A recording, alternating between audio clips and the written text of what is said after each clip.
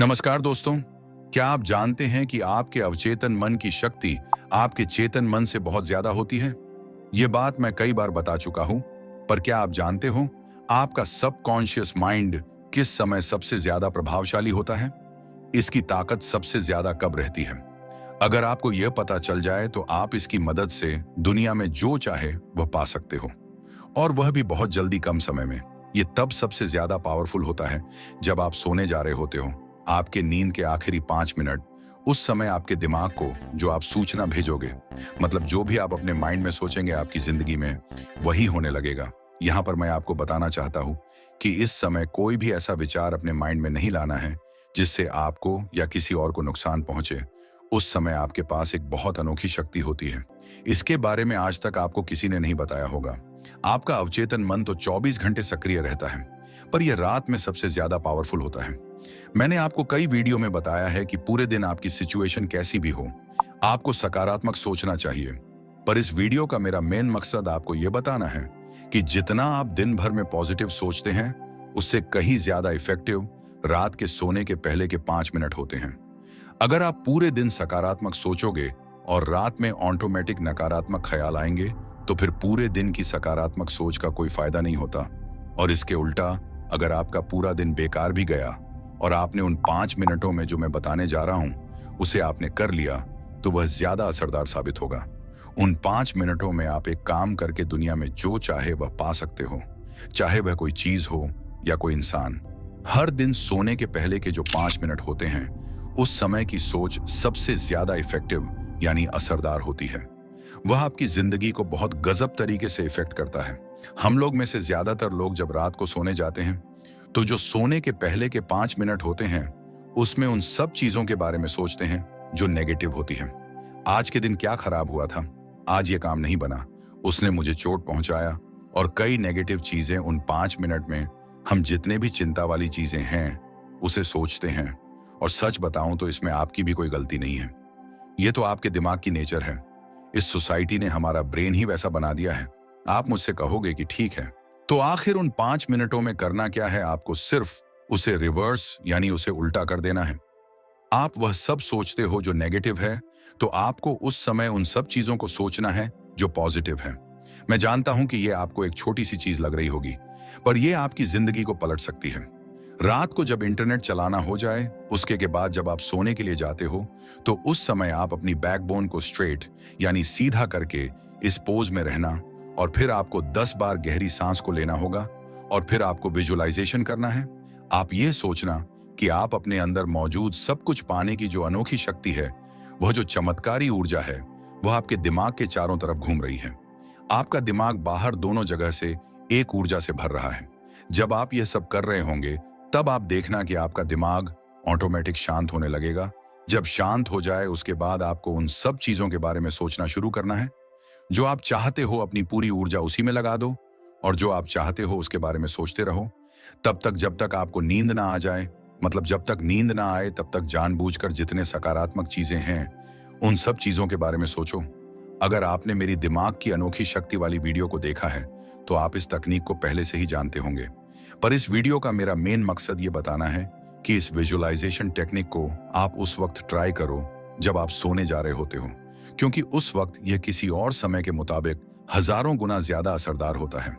आप लोगों में से कुछ लोग कहेंगे कि ठीक है, पर अगर हमने 5 मिनट सोच भी लिया तो क्या फर्क पड़ जाएगा, और ये आखिर काम कैसे करता है? इसे तो आप जरूर जानना चाहोगे। मैंने आपको सबकॉन्शियस माइंड के बारे में कई चीजों को बताया है, पर सबकॉन्शियस माइंड की एक कमजोरी के बारे में भी सुन लो आप। इस दुनिया में जितने भी पावरफुल चीजें हैं, सबकी कोई ना कोई कमजोरी होती है, और सबकॉन्शियस माइंड की भी एक कमजोरी है। और वह कमजोरी है डिस्टिंक्शन यानी फर्क को समझने की कमजोरी।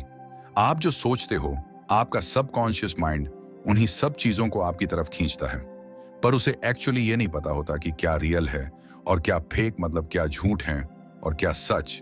इसलिए जो आप सोचते हो उसे आपका माइंड रियल मान लेता है, और अगर आप उस चीज को लेकर डटे रहते हो तो वह सच में रियल हो जाता है। मतलब आप रात को सोने के पहले नेगेटिव चीजों को सोचते हो, तो वह आपके लिए तो सिर्फ एक ख्याल है, पर आपके सबकॉन्शियस माइंड के लिए वह एक असली सिचुएशन होता है। और हमारी टिपिकल आदत डेली रात को नेगेटिव चीज को सोचना होता है। और इसलिए आपका सबकॉन्शियस माइंड उसे रियल मान लेता है। उस समय आपका सबकॉन्शियस माइंड खुला होता है और उसी के चलते जब रात को आप नेगेटिव चीजों को सोचते हो तो आपका सबकॉन्शियस माइंड उससे ही रियल मान लेता है। और असल में आपकी जिंदगी में वही होने लगता है जो आप सोने के 5 मिनट पहले सोचते हो। अगर आपने कुछ नेगेटिव चीजों को सोचा तो आपका अवचेतन मन उसे एक सजेशन सलाह की तरह लेता है। इनडायरेक्टली आप उसे कह रहे हो कि मेरी जिंदगी की सिचुएशन वैसे ही कर दो जैसे मैं सोच रहा हूं। अगर आप डेली रात को उन सब चीजों के बारे में सोचोगे जो नहीं होना चाहिए, उन सब परिस्थितियों के बारे में सोचोगे जो आप अपनी जिंदगी में नहीं देखना चाहते, तो जाहिर सी बात आपके साथ वही होने लगेगा। ऐसे करके तो आप अपनी सोच को गलत दिशा दे रहे हो। और अगर आपकी जिंदगी में कुछ अच्छा भी होने वाला होगा ना, तो वह नहीं होगा इसी नेगेटिव सोच के चलते, क्योंकि आप अपने सोच के दायरे को नकारात्मक चीजों में बांध रहे हो। मैं दुखी हूं, मेरे साथ कुछ अच्छा नहीं हो रहा है। रात के सोने के पहले उस पावरफुल यानी शक्तिशाली समय के दौरान इन सब चीजों को बोल बोल के आप इस ब्रह्मांड की प्रोग्रामिंग को बदल रहे हो। इसके बदले आप अपने आप से बोल सकते हैं कि मैं खुश हूं, मैं लकी हूं, मेरा अगला दिन अच्छा जाएगा, मजा आएगा। आपकी सोच आपकी लाइफ के प्रोग्रामिंग को बदल सकती है। आपका सबकॉन्शियस माइंड एक बैंक की तरह है जिसमें बहुत सारे पैसे हैं। आप जो चाहे वह खरीद सकते हो, पर आप कर क्या रहे हो? पैसे तो ले जा रहे हो और खर्च भी कर रहे हो, पर आपको चाहिए कुछ और, खरीद रहे हो कुछ और। मतलब पैसे लेकर मार्केट तो जा रहे हो और खुद ही जो नहीं चाहिए उसे खरीद रहे हो। और जब घर वापस आ रहे हो तब सोच रहे हो कि अरे मेरी लाइफ तो बर्बाद है। वह जो पैसा है वह आपकी सोच है, उसे आपको सही जगह पर खर्च करना चाहिए। वह जो मार्केट है वह ये दुनिया है। इसलिए आपकी जो सोचने की शक्ति है उसे सही जगह पर इस्तेमाल करो। सही चीजों एवं पॉजिटिव चीजों को सोचो। लाइफ में चाहे आप कुछ भी कर लो, सबसे ज्यादा इंपॉर्टेंट आपकी सोच है। अगर अगले दिन आपका एग्जाम है तो रात को सोने के पहले टेंशन लेने के बदले आप सकारात्मक सोचो। अगर कल कुछ जरूरी काम करना है तो रात को सोने के 5 मिनट पहले ही सोचना शुरू कर दो कि अगले दिन जो होगा वह अच्छा होगा। इससे आपकी सफलता की चांसेस बढ़ जाएंगे। जागने और सोने के बीच की वह टाइम एकदम चमत्कारी समय होता है। तो इस समय का पूरा फायदा कैसे उठाएं वह मैंने आपको बता दिया है। एक काम करो, आप इसे ट्राई करना। आज रात को सोने के पहले आप जानबूझकर जितनी भी सकारात्मक चीजें हैं उसे सोचना, पूछना और देखना। 100% चांसेस हैं कि आपका अगला दिन अच्छा जाएगा। दोस्तों, अक्सर आपने देखा होगा कि आपका पड़ोसी या रिश्तेदार आपके अपेक्षा ज्यादा खुशहाल, ताकतवर या धन दौलत से संपन्न दिखाई देते हैं।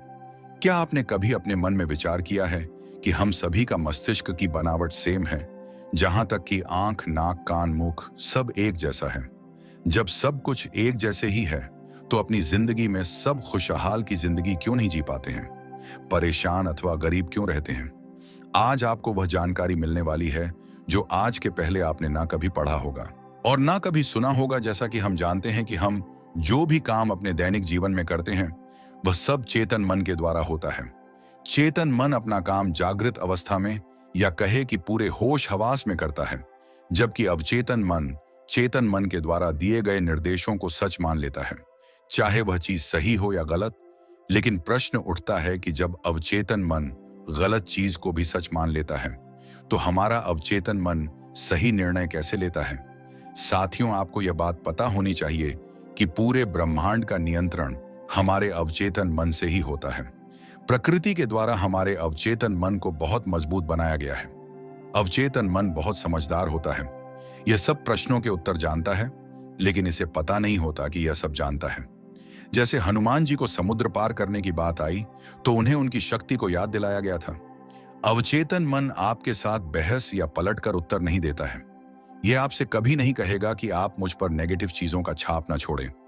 जब आप कहते हैं मैं यह नहीं कर सकता, मेरी उम्र बहुत ज्यादा हो गई है, मैं इस जिम्मेदारी को नहीं निभा सकता, मैं गलत जगह गलत घर में पैदा हो गया था, तो आप इन नकारात्मक विचारों को अपने अवचेतन में भर रहे हैं और अवचेतन मन भी इनके अनुरूप प्रतिक्रिया करता है। ऐसा करके आप अपनी ही भलाई का रास्ता रोककर अपने जीवन में परेशानियां उत्पन्न कर रहे हैं। जब आप अपने चेतन मन में बाधा, अवरोध और विलंब की कल्पना करते हैं तो आप अपने अवचेतन मन की बुद्धिमत्ता और ज्ञान का लाभ नहीं ले पाते हैं, क्योंकि आपको विश्वास होता है कि आपका अवचेतन मन आपकी समस्या को नहीं सुलझा सकता है। परिणाम स्वरूप मानसिक और भावनात्मक संकुचन, बीमारियां एवं न्यूरोटिक प्रवृत्तियां आती हैं। यदि आप अपनी इच्छाओं को साकार करना और परेशानियों से उभरना चाहते हैं, तो दिन में कई बार दृढ़ता से कहे कि मैं बहुत बुद्धिमान हूं। मेरा माइंड मुझे नए नए तरीके, योजनाएं की राह दिखाता है, उस ओर ले जाता है और आवश्यक बातें बताता है। मेरे अवचेतन की अधिक गहरी समझ अपने आप प्रतिक्रिया कर रही है कि मैं जो महसूस करता हूं वह बाहर व्यक्त होता है। संतुलन और संबुद्ध प्रत्येक दशा में सही है। यदि इसके विपरीत आप कहते हैं कि अब कोई रास्ता नहीं बचा है, अब मेरा खेल खत्म हो गया है, इस उलझन से बाहर निकलने का कोई तरीका नहीं है, मैं बाधित और अवरुद्ध हूं, ऐसे में आपके अवचेतन मन से कोई उत्तर या प्रतिक्रिया नहीं मिलेगी। यदि आप चाहते हैं कि आपका अवचेतन मन आपके लिए काम करे, तो इसका सहयोग पाने के लिए आपको इससे सही संदेश देना होगा, क्योंकि यह तो आपके लिए हमेशा काम कर रहा है, आपके हृदय की धड़कन और सांस को नियंत्रित कर रहा है। यदि आपकी उंगली कट जाए तो उपचार की प्रक्रिया शुरू कर देता है। इसकी मूलभूत प्रवृत्ति जीवन की ओर है। यह हमेशा आपकी देखभाल करता है और आपको सुरक्षित रखता है। जैसा कि आप जानते हैं कि आपके अवचेतन मन के पास अपनी खुद की बुद्धि भी होती है, जिससे वह आपको सुरक्षित रखता है। जैसा कि आप जानते हैं, अवचेतन मन ने आपके विचारों और छवियों के पैटर्न को स्वीकार कर लिया है, तो समस्या का उत्तर तलाशते समय आपका चेतन मन प्रतिक्रिया करेगा। यह आपसे उम्मीद करेगा कि आप अपने चेतन मन में किसी सच्चे निर्णय या फैसले पर पहुंच जाएं। आपको यह मानना होगा कि आपके अवचेतन मन के पास उत्तर है, लेकिन आप कहते हैं कि मुझे नहीं मालूम है कि कोई रास्ता है भी या नहीं। मैं पूरी तरह दुविधा और उलझन में हूं, मुझे उत्तर क्यों नहीं मिलता? तो आप अपनी प्रार्थना को नकार रहे हैं। समय काटते सैनिक की तरह आप ऊर्जा का प्रयोग तो कर रहे हैं, लेकिन आप आगे नहीं बढ़ते हैं। अब आप अपने मस्तिष्क को विराम देकर आराम से बैठ जाएं और शिथिल होकर शांति से कहें, मेरा अवचेतन मन उत्तर जानता है, यह इस समय भी प्रतिक्रिया कर रहा है। मैं धन्यवाद देता हूं क्योंकि मैं जानता हूं कि मेरे अवचेतन की असीमित बुद्धिमत्ता सारी बातें जानता है और मुझे इस वक्त आदर्श उत्तर दे रहा है, और मैं इसे भली भांति जान रहा हूं और स्वीकार भी कर रहा हूं। मेरा सच्चा विश्वास मेरे अवचेतन मन की बुद्धिमत्ता और ज्ञान को स्वतंत्र कर रहा है। मुझे खुशी है कि ऐसा हो रहा है। सोते समय आपको मार्गदर्शन दिया जाता है, जो कई बार सपने में मिलता है। उपचार प्रवाह भी स्वतंत्र होता है, जिससे आप सुबह स्फूर्ति तथा ताजगी महसूस करते हैं। प्रत्येक मनुष्य 24 घंटे में से 8 घंटे यानी अपनी 1/3 जिंदगी सोने में बिताता है। यह जीवन का अटूट नियम है। नींद एक दैवी नियम है और हमारी कई समस्याओं के उत्तर हमें गहरी नींद में मिलते हैं। बहुत लोगों का मानना है कि आप दिन भर काम करने पर थक जाते हैं, इसलिए आप शरीर को आराम देने के लिए सोते हैं, और सोते समय शरीर में मरम्मत की प्रक्रिया चलती है। यह सिर्फ गलतफहमी है। नींद में शरीर कभी आराम नहीं करता है।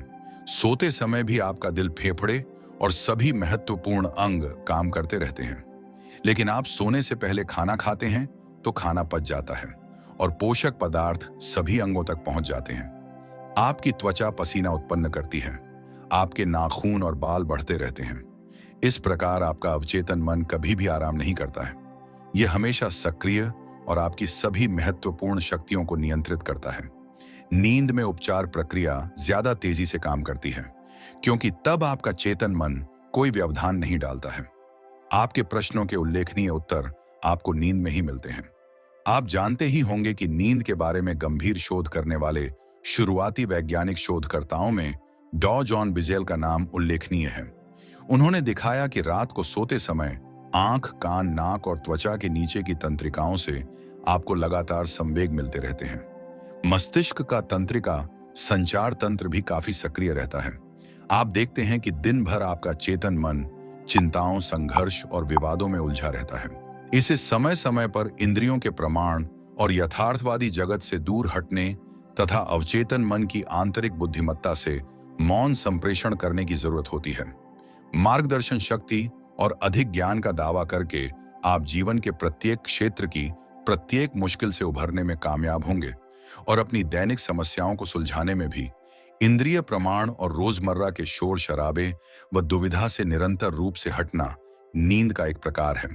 यानी आप विश्व के लिए सोए होते हैं और अपने अवचेतन मन की बुद्धिमत्ता तथा शक्ति के लिए जागृत होते हैं। क्या आपने कभी यह सोचा है कि नींद की मात्रा पर्याप्त नहीं होने पर क्या प्रभाव देखने को मिलते हैं?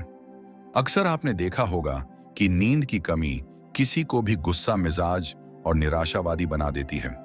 इस तथ्य से भी इनकार नहीं किया जा सकता कि इंसानों को स्वस्थ रहने के लिए कम से कम 6 घंटे नींद की जरूरत होती है। अधिकांश मनुष्यों को इससे ज्यादा की जरूरत होती है।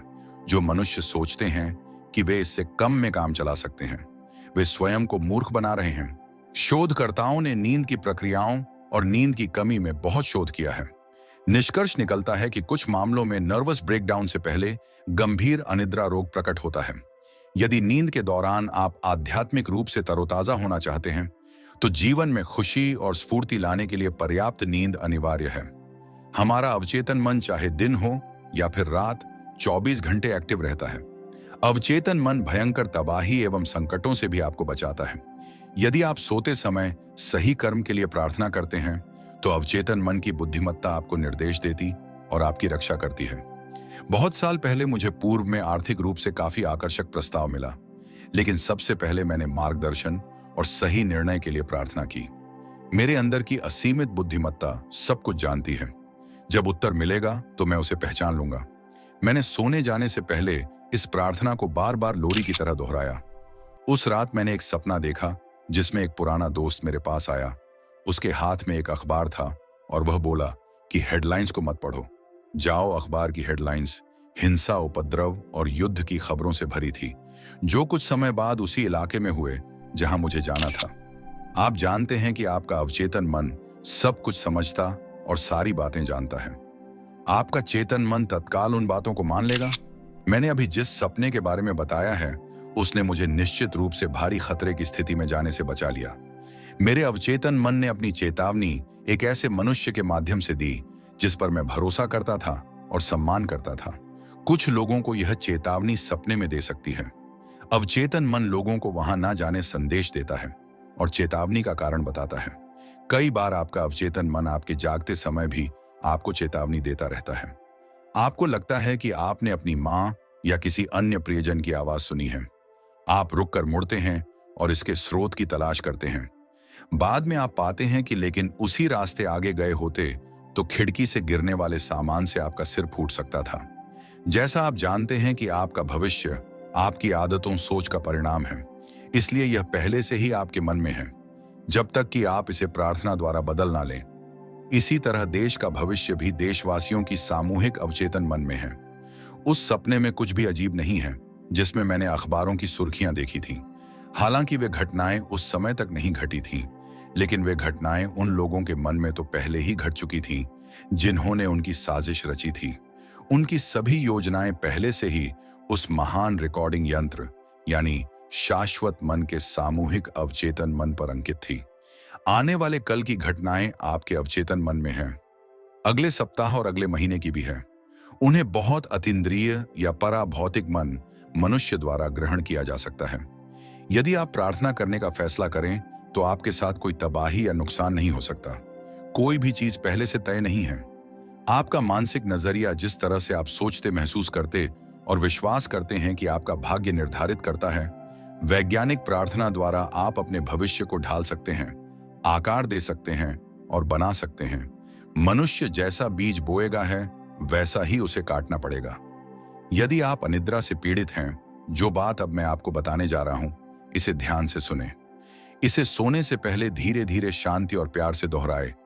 मेरे पैरों के अंगूठे शिथिल हैं, मेरे पेट की मांसपेशियां शिथिल हैं, मेरा हृदय और फेफड़े शिथिल हैं, मेरे हाथ शिथिल हैं, मेरी गर्दन शिथिल है, मेरा मस्तिष्क शिथिल है, मेरा चेहरा शिथिल है, मेरी आंखें शिथिल हैं, मेरा पूरा मन और शरीर शिथिल है। मैं पूरी तरह से प्रत्येक को क्षमा करता हूं और मैं सबके लिए सद्भाव, सेहत, शांति और जीवन की सभी नियामत की सच्ची इच्छा करता हूं। मैं शांति से हूं, मैं संतुलित और शांत हूं, मैं सुरक्षा और शांति में विश्राम करता हूं। एक गहरी शांति मेरे पूरे अस्तित्व को शांत करती है। जब मैं अपने अंदर दैवी उपस्थिति को महसूस करता हूं, मैं जानता हूं कि जीवन और प्रेम का एहसास मेरा उपचार करता है। मैं खुद को प्रेम की चादर में लपेटता हूं और सबके प्रति सद्भावना से भरा होता हूं। रात भर शांति मेरे साथ रहती है और सुबह मैं जीवन तथा प्रेम से भरा रहूंगा। मेरे चारों तरफ प्रेम का दायरा है। मुझे किसी बुराई का भय नहीं होगा क्योंकि आप मेरे साथ हैं। मैं शांति से सोऊंगा, खुशी से नाचूंगा और उनमें मैं और मेरा अस्तित्व होगा। बस यही बातें आपको सोने से पहले दोहरानी हैं। तो आप देखेंगे कुछ ही दिनों में आपके सबकॉन्शियस माइंड में बदलाव देखने को मिलेगा। आप शांति से सोएंगे और खुशी से जागेंगे। दोस्तों, अब हम जानेंगे सांस यानी आपके अंदर बाहर आती जाती यह हवा। जब तक यह अंदर बाहर हो रही है तभी तक हम जीवित हैं, लेकिन इस हवा के रुकते ही आपके आसपास मौजूद आपके अपने भी आपको मिट्टी कहते हैं, और थोड़े पढ़े लिखे लोग बॉडी कहते हैं, यानी आपका अस्तित्व, आपका नाम। यह जब तक है तब तक यह सांस चल रही है। तो ज्यादातर ध्यान विधियों में सांसों पर ध्यान रखने को क्यों कहा जाता है, जिसमें विपस्सीना मेडिटेशन मुख्य है।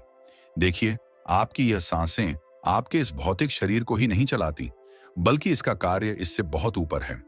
आपकी सांसों का कनेक्शन आपके शरीर के साथ साथ आपके भीतर चल रहे वह विचार, वह इमोशंस, उन सब से सीधा संबंध होता है। इसीलिए भगवान बुद्ध की विपश्यना मेडिटेशन में सांसों पर विशेष ध्यान दिया गया है। और क्या आपको पता है कि आप अपने सांसों के प्रयोग से ही परम ज्ञान को उपलब्ध हो सकते हैं। आपके इमोशंस, आपके विचार या आपके भीतर तल पर घट रही कोई भी घटना जो सूक्ष्म तल पर है, उन सभी घटनाओं की जिम्मेदार आपकी सांस है। शायद आप नहीं जानते होंगे, अगर आप अपनी सांसों पर एक छोटा सा प्रयोग करते रहे, तब आप इस भौतिक जगत में चल रही घटनाओं के बारे में, पेड़ पौधे, पशु पक्षी, इस प्रकृति के बारे में इतना ही नहीं, इस माइंड के बहुत से रहस्य जानने लगते हैं। हाँ, केवल इन सांसों के प्रयोग से आप अपने आप को पूरा का पूरा बदल सकते हैं, एक नया इंसान बना सकते हैं। मतलब आपका होना जो भी है वह वैसा नहीं होगा, वह होगा जो असल में आपको होना चाहिए। देखिए, आप इसे ऐसे समझ सकते हैं, और आपके भौतिक शरीर के बाहरी और भीतरी बदलाव जो भी कुछ होते हैं वह आपकी सांसों की लयबद्ध की वजह जैसे होते हैं। जब आपको बहुत ज्यादा गुस्सा आता है तब आप देखेंगे कि आपकी सांसें बहुत ज्यादा तेज हो जाती हैं।